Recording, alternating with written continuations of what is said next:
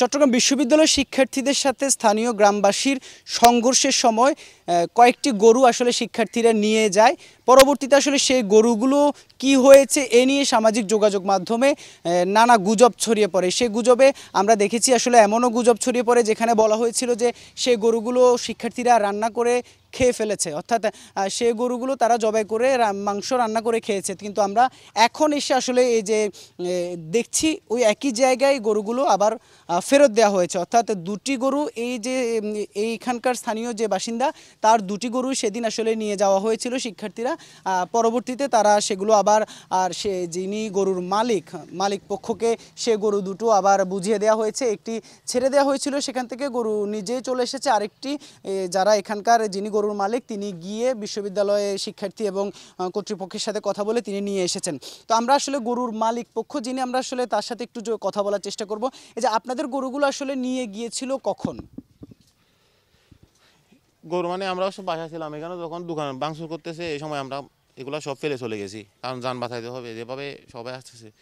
আমরা তো ঘরে বসে আছি, আমরা তো কোনো ঝগড়া দাঁড়িয়ে নাই। এরপর যখন আসছি দেখতেছি এখানে আমাদের গরু যেগুলো ঘাস খায় আর কি, কুঞ্জা বলি আমরা, এটা ফুরাই দিছে। গরু গোতাল একটা ছিল না।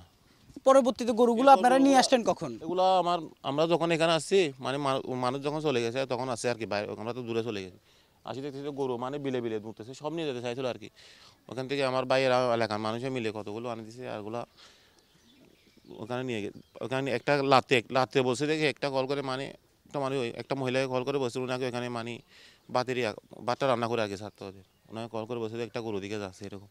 তো এটা ওইখান থেকে গিয়ে আমরা আনছি রাতে, আর একটা ওখান ফক্টরটাকে বলে আনছে।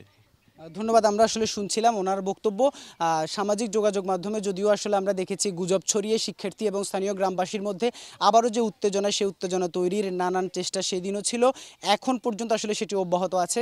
যেটি আসলে এই যে গুজব, সেই গুজব আমরা আসলে নিজেই এসে দেখলাম যে যে গরুগুলো নিয়ে যাওয়া হয়েছিল সেগুলো কিন্তু গরুর মালিকের কাছে আবার ফেরত দেওয়া হয়েছে। অর্থাৎ একটি পরিস্থিতিকে জটিল করার জন্য, আরও সংঘর্ষ বাঁধানোর জন্যই কিন্তু আসলে তৃতীয় যে একটি পক্ষ তারা কিন্তু এখনও তৎপর রয়েছে। তারা নানাভাবে কিন্তু এই যে সামাজিক যোগাযোগ মাধ্যমে এখনও গুজব ছড়িয়ে যাচ্ছে যেন এই সংঘর্ষ যেন আরও বৃদ্ধি পায়। সেক্ষেত্রে আসলে স্থানীয় গ্রামবাসী এবং শিক্ষার্থী দুই পক্ষেরই চাওয়া আসলে এই গুজবে কান না দিয়ে যেন দুই পক্ষ আলাপ আলোচনার মাধ্যমে একটি সমঝোতার মাধ্যমে শান্তিপূর্ণ পরিবেশ বিরাজ করতে পারে, সে ব্যবস্থা করাই কিন্তু আসলে দুই পক্ষের এখন চাওয়া।